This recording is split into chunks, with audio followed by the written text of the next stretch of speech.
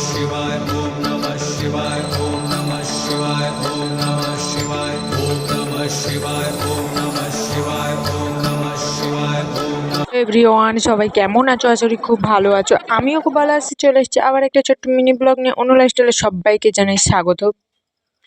তো আগের ব্লগে বলেছিলাম যে আমি মানে বাড়িতে কিভাবে শিব চতুর্দশীর দিন সকালে পুজো করেছি। এটা তোমাদের আগের ব্লগে দেখিয়েছি। তো যারা যারা দেখোনি অবশ্যই গিয়ে দেখে আসবে। আর রাতের বেলা আমি মন্দিরে গিয়েছিলাম। মন্দিরে কিভাবে পুজো করছি সেটাও তোমাদের সঙ্গে এই ভিডিওর মধ্যে দিয়ে শেয়ার করবো।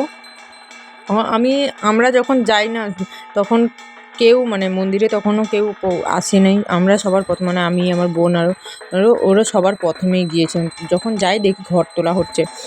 ঘরটা তুলে নিয়ে আমি আর কি ঘর তোলা দেখছিলাম, তবে ঘরটা তুলে নিয়ে এসেছিলো। এটা হচ্ছে দাসী দিদা, আর ওই পাশে বামুন ঠাকুর এসেছিলো। তারপরে যে কি বলে এটাকে জানি না আমি, নিয়ম টিয়ম এত কিছু।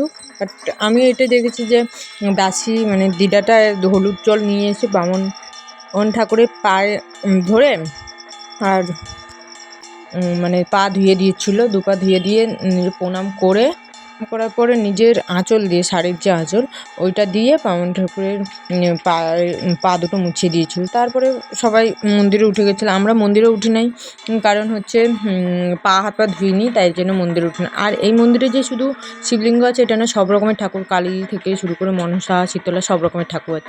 তো আমি মন্দিরে ঢুকবো তার আগে চলে এসেছি ঘাটে, কারণ আমি তো এসেছি হেঁটে হেঁটে এসেছি, খালি পায়ে জানো তোমরা, যে তার জন্য আমি পা হাত পা ধুতে চলে গেছিলাম। আর ফুলগুলো যেগুলো নিয়ে এসেছিলাম, ফুলের যে ঝুড়িটা ওটাও নিয়ে গেছিলাম একটু ধুয়ে নেওয়ার জন্য ফুলগুলো। তো আমি জানি না যে বোন ভিডিও করছে, তো আমি যখন ভিডিও এডিট করতে যাই মোটামুটি তো দেখবো এরকম একটা ভিডিও করে রেখেছে ও, তো তবু আমি একটু অ্যাড করে দিয়েছি। আর ওরা উপরে ছিল, আর একটা বোনও উপোস করেছিল। আর যে ক্যামেরা ধরছিল ওই বোনটা করে না, কারণ ছোটো তো করবে কীভাবে, ও গিয়েছিল যার। তারপরে ওখান থেকে এসে মন্দিরে উঠে গেছিলাম। দেখো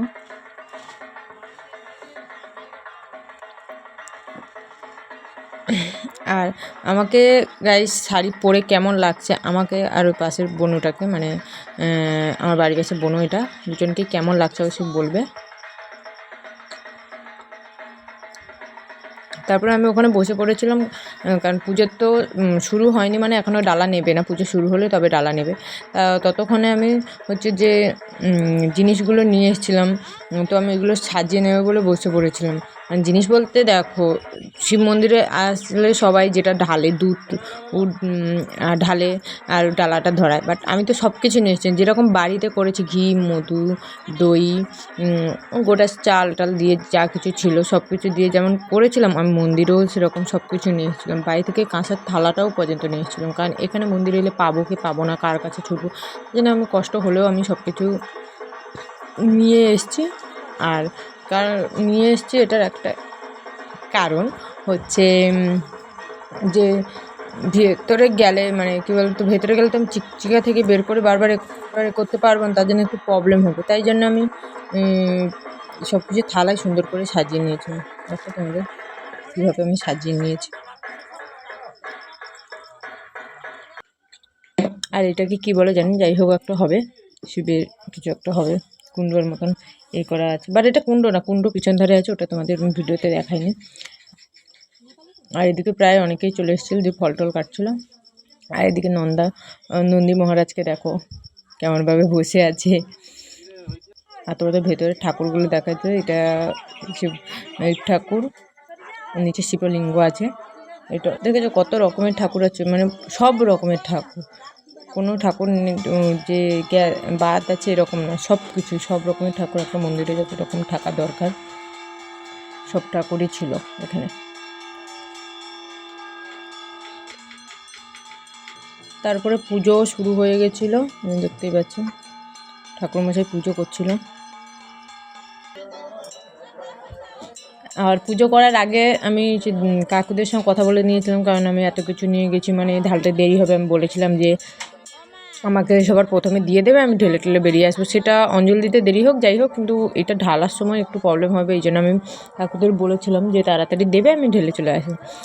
ভাই মানে তোমাদের কি বলবো, পুজোটা যা শেষ হয়েছে না গাইস, পুজোটা শেষ হওয়ার সঙ্গে সঙ্গে যে কীভাবে সবাই দৌড়ে গেছে আমি বলতে পারবো না তোমাদের সামনে।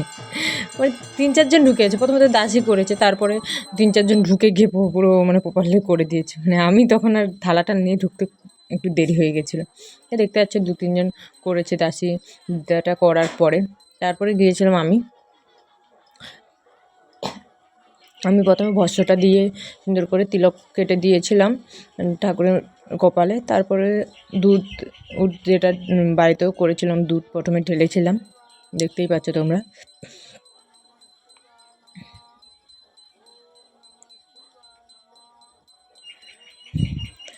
কিন্তু এখানে যে ভস্ম আমি বাড়িতে যেমন মাখিয়েছিলাম, এখানে দই মধু এগুলো যে মাখিয়েছিলাম, তো আমি এখানে কিন্তু মাখাতে পারিনি, মন্দিরে মাখানো সম্ভব না। দইটাকেও দিয়ে দেখছো কেমন নর্মালভাবে দিয়েই দিচ্ছি, বাস একটু করে দিয়ে দিচ্ছি, কিন্তু মাখাতে পারছি না। মাখানো বলতে এখানে এত বড় এতে না কীভাবে মাখাবো, দেরি হবে। তারপরে দিয়ে দিয়েছিলাম হচ্ছে ঘি, ওরকম ঘি দেওয়ার পরে মধু দিয়েছিলাম। মধুটা মানে বোতলের যে চাপাটা না খিল একটা থাকে, ওটা খুলতে মানে পারছিলাম না, তাই জন্য অনেকটা একটু কষ্ট হয়েছিল ও মানে মধুটা দিতে। মোটামুটি দিয়েছি। তারপর যে ঠাকুরের পৈতে যেটাকে বলা হয়, বাড়িতে যেমন পৈতেটাও দিয়েছিলাম। ওই পৈতেটা আমি এখানেও নিয়ে এসেছিলাম, পৈতেটাও এখানে দিয়ে দিয়েছেন। তারপরে যে দিয়েছিলাম দেখেছি তো ভিডিওতে, আগের ভিডিওতে, যে অরক ফুল, ধুতুরা ফুল, তারপরে বেলপাতা, নীল অপরাজিতা, ওই সব দিয়ে যে একটা মালা গেঁথেছিলাম, ওই মালাটাও আমি দিয়ে দিয়েছিলাম। তারপর দিয়েছিলাম গোটা চাল, ঠাকুরকে স্মরণ করে গোটা চাল দিয়েছিলাম। আর 5 রকমের শস্য যেটাকে বলা হয়, তো 5 রকমের শস্যটাও আমি দিয়ে দিয়েছিলাম, যেটা গম, তিল আর কী সব থাকে, জব টপ যাই হোক, 5 রকমের শস্য আমি দিয়ে দিয়েছিলাম। তো দিয়েছিলাম হচ্ছে গঙ্গা জল দিয়ে মানে পুরো এটাকে ধুয়ে দিয়ে শুদ্ধ করে দিয়েছিলাম।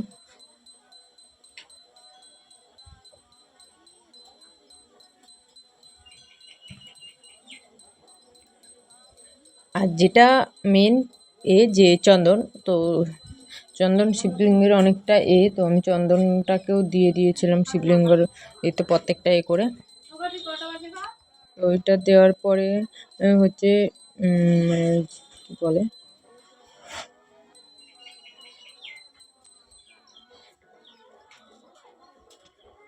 আমি বাড়িতে গোটা একটা ফল, যে কোনো ফল বাড়িতে দিয়েছিলাম, কোলা, এখানেও আমি সেরকমই একটা কোলা ঠাকুরকে স্মরণ করে অর্পণ করেছি। তারপরে ঠাকুরের মেন যেটা ভোলেনাথ খায় গাঁজা, তো ওইটা গাঁজাটাও আমি করে দিয়ে দিয়েছিলাম। তারপরে আমি প্রদীপ নিয়ে আরতি করছিলাম, সুন্দর করে আরতি করার চেষ্টা করছিলাম মন্দিরে।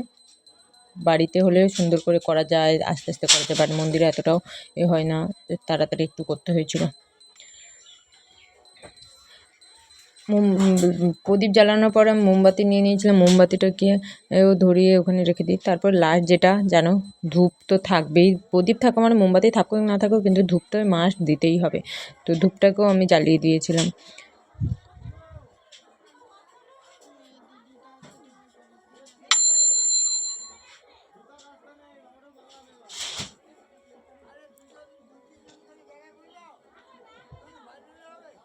ধূপটাকেও জ্বালিয়ে দিয়েছি।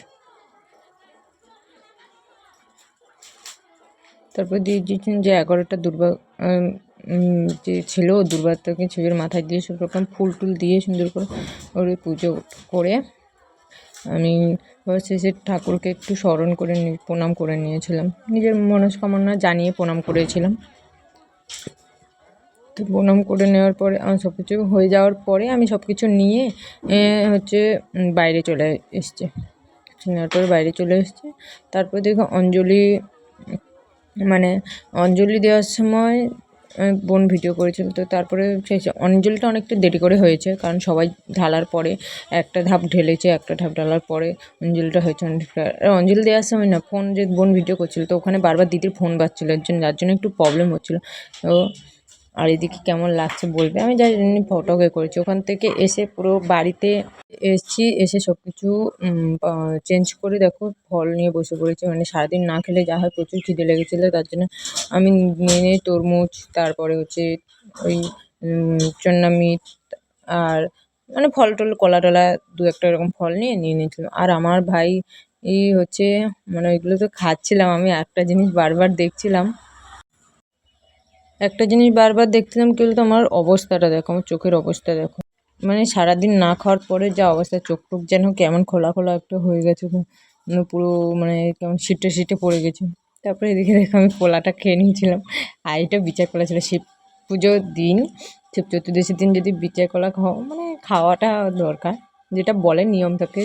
ওই জন্য মিট বিচার কলা এগুলো হয়তো আমি ওটা খেলে, আমার এটা ভাল লাগে খেতে। তো গাইজ আজকের হচ্ছে, যদি এরকম ভিডিও তোমাদের ভাল লাগে অবশ্যই আমাকে কমেন্টে জানিও, যে বনু বা দিদিভাই যাদের যেটা হবো, যে এরকম ভিডিও আমাদের ভালো লাগছে, তাহলে আমারও একটু আগ্রহ বাড়বে, আমারও ভালো লাগবে, তোমাদেরও যেমন ভালো লাগবে, তো আমারও সেরকম ভালো লাগবে ভিডিও বানাতে, তাহলে আমি সেরকমই আপডেট দিতে পারবো। তারপরে আমি যে সাবু ভিজিয়ে রেখেছিলাম, ওখানে সাবুটাও খেয়ে নিয়েছিলাম, দেখতেই পাচ্ছেন।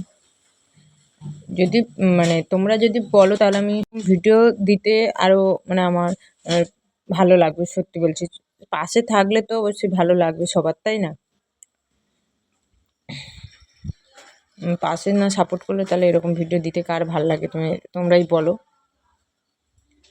তো গাইস আজকের ভিডিওটা এই পর্যন্ত ছিল। ভালো লাগলে লাইক কমেন্ট শেয়ার এবং সাবস্ক্রাইব করে পাশে থেকো। আর ভিডিওতে হচ্ছে তোমরা যারা নতুন সাবস্ক্রাইব করে তো পাশে থাকবে, আর যারা শিব চতুর্দশী কী কী করেছো সবাই বলবে কমেন্টে। টাটা।